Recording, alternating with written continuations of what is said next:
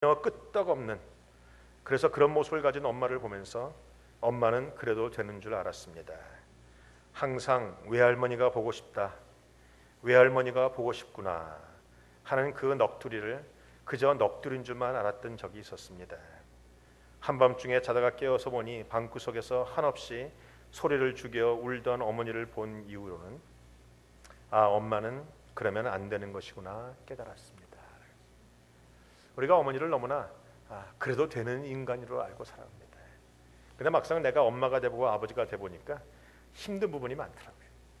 여러분의 인생에 어머님들이 살아계시다면 오늘 그 어머님에게 사랑을 고백하시고 꼭 안아주시고 어머님 고맙습니다 라고 고백하시길 바랍니다. 이제 또 아버지 얘기를 해야 되지 않겠습니까? 아버지는 누군가? 아버지란 기분이 좋을 때 헛기침을 하고 겁이 날 때 너털 웃음을 웃는 사람이다. 아버지란 자기가 기대한 만큼 아들과 딸들이 학교 성적이 좋지 않을 때에는 겉으로는 괜찮아 하지만 속으로는 몹시 마음이 상하는 사람이다. 아버지의 마음은 먹칠을 한 유리로 되어 있다. 그래서 잘 깨어지기도 하지만 속은 잘 보이지 않는다. 아버지란 울 장소가 없기에 슬픈 사람이다. 아버지가 아침 식탁에서 성급하게 일어나서 나가는 그 장소, 그것을 직장이라고 말한다. 그 직장에는 즐거운 일만 기다리고 있는 곳은 아니다. 아버지는 날마다 머리가 셋 달린 용들과 싸우러 나가신다. 그것은 피로와 끝없는 일과 직장 상사에게서 받는 스트레스이다. 아버지란 내가 아버지 노릇을 제대로 하고 있나, 내가 정말 아버지다운가 하는 자책을 날마다 하는 사람이다. 아버지란 자식을 결혼시킬 때는 한없이 울면서도 얼굴에는 웃음을 나타내는 그런 사람이다. 아들과 딸이 밤늦게 돌아올 때 어머니는 10번 걱정하는 말을 하지만 아버지는 10번 현관을 쳐다본다. 아버지의 최고의 자랑은 자식들이 남의 칭찬을 받을 때이다. 아버지가 가장 꺼림직하게 생각하는 속담도 있다. 그것은 가장 좋은 교훈은 아버지가 먼저 손수 모본을 보이는 것이다 라는 말이다. 아버지는 늘 자식들에게 그럴듯하게 교훈을 하면서도 실제로는 자신이 모본을 보이지 못하는 것 때문에 이 점에 있어서는 미안하게 생각도 하고 남모르는 콤플렉스도 가지고 있다. 그래서 아버지는 이중적인 태도를 곧잘 취한다. 그 이유는 아들과 딸들이 나를 닮아 주었으면 하고 생각하면서도 또한 나를 닮아주지 않았으면 하는 생각을 동시에 하기 때문이다. 아버지에 대한 인상은 나이에 따라 달라진다. 그리고 그대가 지금 몇 살이든지 아버지에 대한 현재의 생각이 최종적이라고 생각하지 말라. 일반적으로 나이에 따라 변하는 아버지의 인상은 이것이다. 4살 때에는 아버지는 무엇이나 할 수 있다라고 믿었다. 7살 때에는 아빠는 정말 아는 것이 많다라고 믿었다. 8살 때에는 아빠와 선생님 중에서 누가 더 높을까 생각을 했었다. 12살 때에는 우리 아빠는 모르는 것이 많구나라고 깨닫기 시작했다. 14살 때에는 우리 아버지요? 세대 차이부터 생각이 났다. 25살 때에는 우리 아버지를 인정하지만 기성세대와는 함께할 수 없습니다 라는 말을 곧잘 했다. 30살이 돼서는 아버지의 의견도 일리가 있지요 라고 느끼기 시작했다. 40살이 돼서는 여보, 우리가 이 일을 결정하기 전에 아버지의 의견을 들어봅시다 라는 말을 하기 시작했다. 50세가 되어서 보니 아버님은 훌륭한 분이셨어. 60세가 돼서 보니 아버님께서 살아계셨더라면 꼭 말씀을 듣고 싶은데 라는 말을 하게 된다. 아버지란 돌아가신 뒤에도 두고두고 그 말씀이 생각나는 사람이다. 아버지란 돌아가신 후에야 더욱더 보고 싶은 사람이다. 아버지는 결코 무관심한 사람이 아니다. 아버지가 무관심한 것처럼 보이는 것은 체면과 자존심과 미안함 같은 것이 어우러져서 그 마음을 쉽게 열어내지 못하기 때문이다. 아버지의 웃음은 어머님의 웃음의 2배쯤 진하다. 또한 울음은 10배쯤 진할 것이다.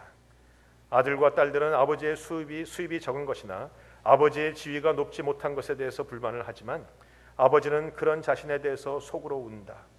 아버지는 가정에서 어른인 채 해야 하지만 친한 친구나 마음이 통하는 사람들을 만나면 어느새 소년이 되고야 만다.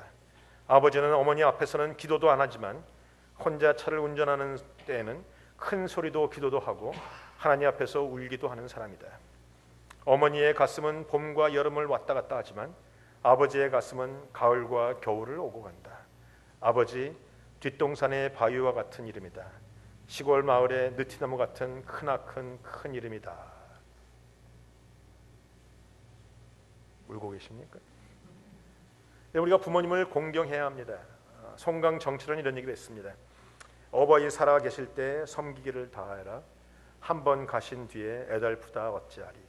생전에 고쳐 못할 일은 이뿐인가 하노라. 성경에 나오는 10계명 중에 모든 계명은 다 우리가 지키지 못하고 범죄하면 회개하면 됩니다.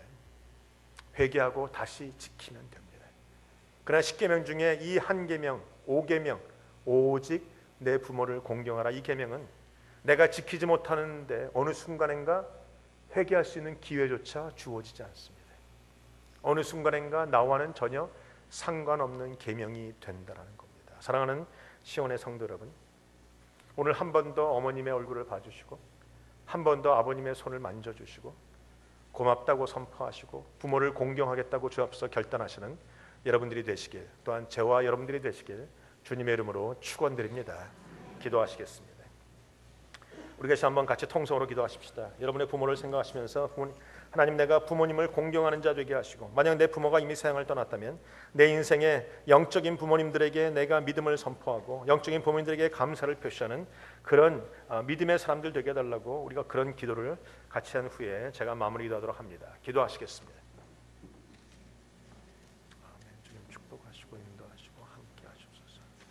역사하시고 하나님 인도하시옵소서. 오늘 하나님의 은혜가 있게 하시고 축복하시고 있게 하시옵소서.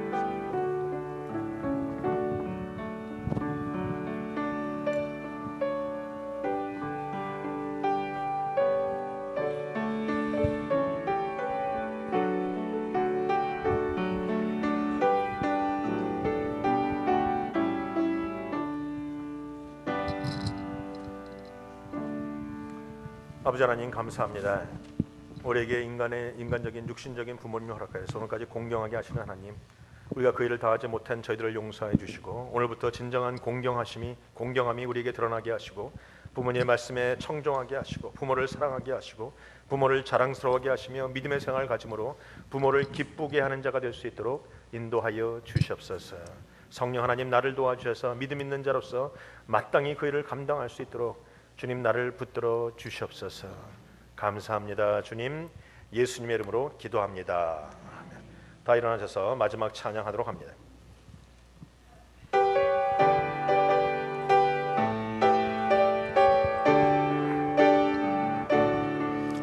이 땅 위에